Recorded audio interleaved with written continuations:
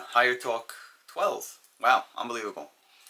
So many things happen to us in our life, and we could take meaning from every one of them. If, someone's trying to put flowers in a vase, and the vase is not there in the cabinet, just that looking for it, and having those thoughts, those are things that happen throughout your day. Let's say I want to sit down to record a video. I'm going to set up a tripod, put up the camera on top of it, and sit across. And that happening of making this thing happen was something that I had to go through in order to make my reality right now. So I am in the result of that work. Understand what I'm saying? You're in the result of all the work that you did behind you. Okay? It's important to understand that every thought that we go through in our daily lives, everything that we have or see or understand, is all a result of everything that went by behind us. Just like me sitting across this camera, it must be that I went and I set it up, and now it's here. It doesn't have to be that I did it, but it must have been set up by someone somehow to get here for me to be able to sit down and speak. All me being in the result of all those previous actions is the same with you in everyday life. You being a part of the result of everything that you saw, everything that you heard, every place you've been to, every knowledge that you've absorbed, and every story that happened, and all the lessons that are still unlearned. Everything is part of the person you are walking around as today. In order to become the best version of yourself and not be led by all those circumstances that have made you into the person you are today, in order for them not to be able to tell you how to live, the person has to start accepting a thing called criticism. Criticism sounds bad, but there's a thing called constructive criticism. For instance, two brothers are sitting down to play a game. On the tablet, let's say. They have a tablet and there's this game. The older brother, he knows how to use this game by heart. He figured it out. He sat down and figured out all the buttons, everything that has to be moved, and what should be done when. The younger brother still doesn't know. He still doesn't know how to play the game. He just sees his older brother playing, so he says, hey, I like this. This seems to bring him joy. I want to try this for myself. And he starts making mistakes. He starts pressing the wrong buttons. His instinct isn't as quick. He doesn't know where to go when it kicks in. So it's like instinct moving around, and it's all just fun and games, as they say. And the older brother is just sitting next to the younger one, and telling him, hey, you have to press this, yeah, in order for you to be able to, move forward, to be able to jump, in order to receive that reward box or whatever it is. The older brother tells it nicely, and then hopefully nicely, but eventually it turns into constructive criticism. The entire idea is I'm trying to tell you what to do, not because I'm your boss, but because I want you to have an easier time playing. I also want to have an easier time watching, because I want to spend time with you right now, and if it's not for you, I'm basically just sitting here because I have nothing better to do. There's I don't know, whatever the reason is, but constructive criticism comes because I want you to be better. I want you to figure it out. That's the end result that we want with this criticism. And it's good. We go through life and people tell us things, and people throw things at us. They make us shape up a little bit. They frown at us. They smile at us. They thumbs up, thumbs down, and we accept those things in our heart, or we should learn how to accept properly, because the beginning to every bad relationship is when you can't accept the communication that's coming out from the other person. And usually the way it starts is there's communication. After that, there's a miscommunication. It's not understood or it's not conveyed, and from there it goes down into every which way not to talk. Everything that is not words is going to start coming out. Once you suppress the words, you're going to start looking for a whole bunch of other ways to quiet down this criticism that you're getting from your partner or from whoever that is. And we could become angry, we could become sad, we could shut ourselves down, and guess what? Shutting ourselves down is only giving us we're basically using this time while we're shutting ourselves down and putting a blank, like we're not being productive, we're not doing anything. So when we actually get to the future, we just look back and say, wow, I sat for 2 years, didn't do anything. So that's sad. Criticism has to be, you have to know how to take it, and of course it has to be known how to be given. People have to know how to convey criticism properly. And that's where we have the Torah for. The Torah goes into this principle so that we know how to become better people and live properly. Accept the criticism of other people, change yourself for the better, understand why you're changing yourself, what's your goal, where you're trying to reach. Are you just doing this because everybody else is doing this, or are you doing this because you could get a better life? What is that better life you're thinking about? Is that better life being more successful? Is your better life does that mean having a better relationship? Or does that mean living completely, giving over my control and telling Hashem, it's all yours. It's all yours. Like, I'm not even going to ask any questions. I could do whatever I got to do. Every minute has to be used properly. And I'm going to use my time and not waste it. I'm sitting here in front of a camera because I don't want to waste my time. I have the time right now, so I'm sitting down. Yes, there are days that are hard, and there are times that I just find myself afterwards like I just wasted time. But the second you wake up, the second you're like, wait a second, what am I doing? What time is it? I still have a lot to do. I don't even know what I gotta do, but I still have a lot of time to use, so I'm going to use it properly. And that's just important. Why? Because we're going to have a good life. We're going to have a life where we say, Hashem, I'm using my time properly, and if I trip and fall, don't worry. I was here at this exact place because I was doing your will. I was doing exactly what Hashem wanted of me. So now we see that such type of life is not just about using your time, but it's about accepting everything in the time as well. So criticism should be given in a constructive manner. It should be received knowing that that person doesn't mean you're bad. And and if you do see that that person does mean you're bad, you have to distance yourself. You have to know, listen, you don't understand my life, and I will seek out the people who do understand, and I will accept criticism from them. But what we do is we just shut down from criticism at all the way. We push out authority from our lives, and we just say, I'll figure it out on my own. And figuring that out on your own doesn't really work. It takes a very long time. And at some point, the more you think you figured yourself out, you start realizing that you don't know anything. The more you know, the less you know. You start saying, wow, I'm figuring myself out. And I'm starting to think about my past. Did I even have choice in the past? I was younger. Yes, I made choices. I wanted this, I wanted that, I did this, I did that. But then again, I look back right now and there's a thing changed in my life. I'm ready, I'm accepting this pathway forward. So you start looking at the past and you're like, wow, God did push me in a very interesting path. And he's funny, he's interesting, he teaches you different lessons. And those lessons all accumulate to making you the person you are today. You go through all those times and all those stories and the different people you met and the lessons that you learned. And some lessons only come back 30 years later. Like you had this one kid in your class and you understood his personality, and then in 30, 40 years a person approaches you and they have a similar personality, so you know how to deal with them. Or you have a great grandchild who has something that you understand about because you've gone through something a long time ago. We become the accumulation of everything that we went through until now, and we have to learn how to accept criticism. So now, where does this come in? Why is this the next step of the higher talks? If you're following, you're seeing that we're building this structure of thoughts, and they each continue upon the next. So we are looking forward to seeing what's the result of everything that we're talking about. Okay?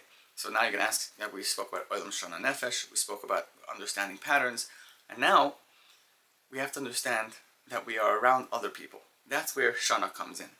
Okay? That's where our life begins. We could say, let's go up to Olam, let's go and see what's going on over there in the Olam, that each one of our actions moves something much bigger up there, and there are forces that don't like my actions. Like I'm going to come back to this, but I just finished Chayvus Alvavus. I give the shir on the duties of the heart. By the way, 3 o'clock. I don't know if you'll watch this video in 100 years from now, but 3 o'clock will still be 3 o'clock then. I don't know if I'll be giving a shir, but 3 o'clock will be 3 o'clock.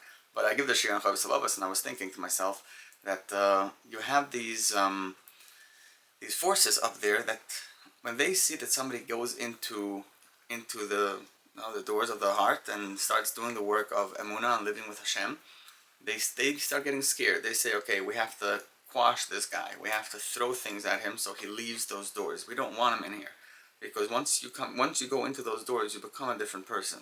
You start seeing the world on a higher level, because those forces reveal themselves. You start seeing the world as, I'm trying to be better in my belief in Hashem, but out of nowhere, my air conditioner breaks down, my car gets towed, and tuition is due, and mortgage is due, and everything financial. And then you have, and this guy needs a doctor, and this one didn't get that, and this one needs food, and there's like a whole bunch of things that you're just dealing with, and you're like, it just all happened at once. Can't you just spread it all out and just give me a few weeks with each one, and give me a break in between? No, they just throw everything and they push it all in at once. And we start saying, wow, okay, I'm being tested here for my belief. So when people start learning Chavis Alavas, they basically open the doors unknowingly that they're going into this fight. But it's definitely worth it. Some things are better done when you go in unknowingly, and then you find yourself in it, and you're like, you know what? This is actually something I could make work, even though it wasn't my. I don't feel like it was my choice. I feel like I was just sucked into it. There was some glamour and glitter at the front door, so I walked in. So going back to Shana, when we are in this world, we don't have to look at Olam. We could. It's a good way to live, but just Shana of understanding that you are a person in this world. You go into shul, you go and meet your friends, you go to the grocery, you go to a park, you bump into people, and all these people have their own lives. And we'll get to Nefesh soon. We'll really dive in deep, Mitzvah Hashem. And but in Shana, you walk around and you meet people, and every person has their own life, and they see things in a certain way. They understand things in a certain way. They want the world to run according to their understanding, how they want things to happen. If they want a certain result, they don't want other people to be hindering their success. They go over to them and they criticize and say, hey, I have a plan for there to be a building in this corner. I don't want you to go and buy out this property. Can we work something out, right? If I have a certain idea that I want to implement, and let's say I'm a teacher in the class, and I go and I tell all the kids I want to implement this new rule about no eating in class, whatever. And then there are a couple of kids who don't want to listen. And so I have to go over to them and ask them nicely. Of course, it's not called criticism, it's called constructive criticism. Why? Because my goal is not just something for me to feel good and selfish. My goal is for all of you to be able to prosper. My goal is for all of you to be able to use this time properly. And that's why I'm giving you this criticism, in order for you to learn. And that fine line in criticism, where we distance ourselves of it because we don't like the bad part of it, that's that same fine line of giving criticism, that the people who give it have a very hard time finding that line. Where am I? Am I telling something bad, or am I not?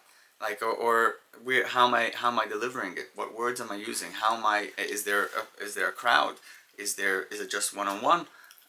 How am I giving this criticism? And that's very important. So in both ways, the criticism has a fine line that we blur a lot, and because of that, we're unable to hear from older people and connect to them and learn from their mistakes and hear guidance for the future.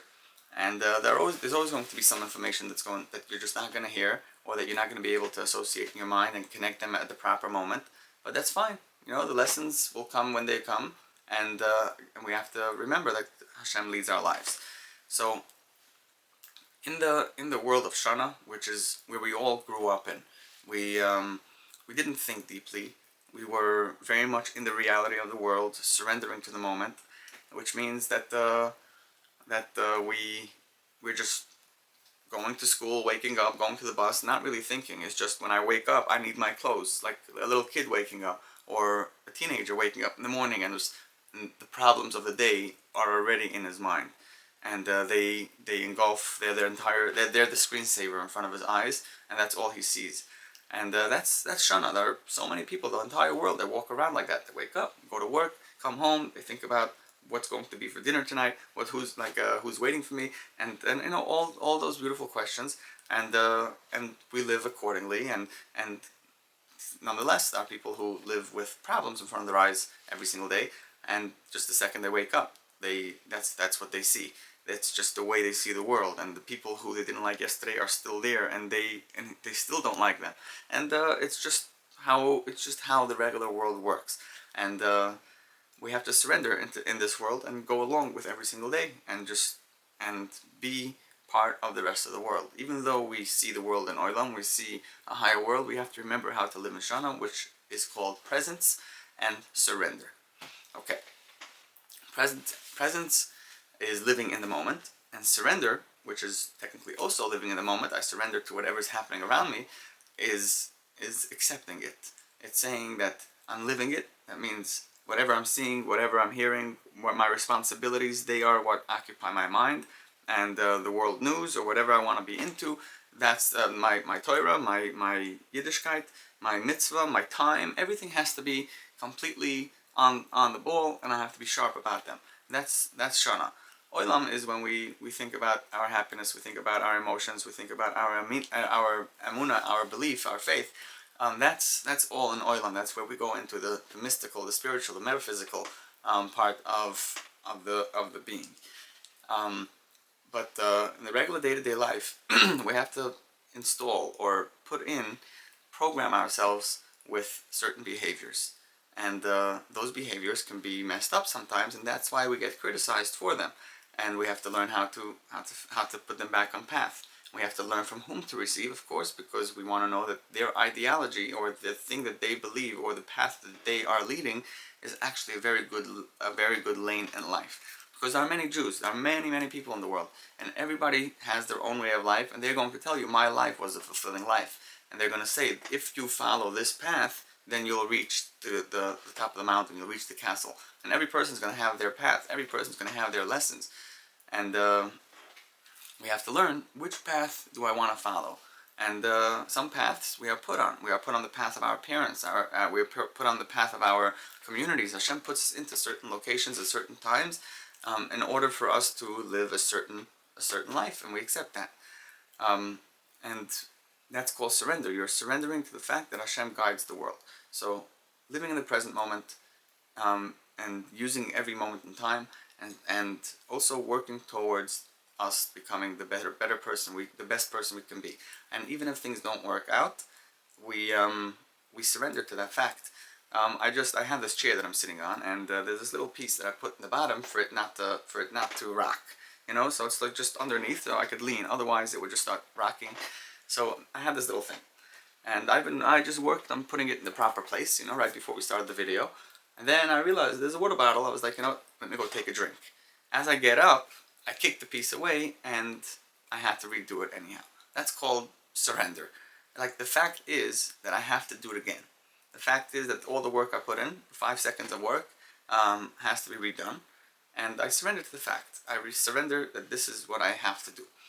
So now, what if there's a bigger situation? What if somebody went and built an entire building, and then one night somebody comes and burns it down, and now he has to restart from scratch? Yeah, that's a much bigger level of surrender, where we have to accept the weight of your belief on you, and see how far am I willing to keep myself composed and have myself accountable for my actions, and because of my vision, because of where I want to get to. That's why I'm going to keep myself composed. I'm going to keep myself in a certain order. Or is my anger bigger than my vision, and then I'm ready to lose everything? And that's where choice comes in, because we have choice. We have a choice to make in life. What type of criticism are we going to accept? What kind of life are we going to live? And when we come to choice, we have a lot to talk about. So, Bezrat Hashem, we will, and I look forward to spending many more like these with you, and hopefully we'll be able to create this big library of videos where anyone, if you just want to think a little bit and look into the soul and into purpose and meaning. Hopefully you'll be able to find this this series good for you, and wherever you may be, whatever time it may be, whatever year, I hope you're doing well and finding meaning and seeing that Hashem is running the world. Have a wonderful day, and see you next time.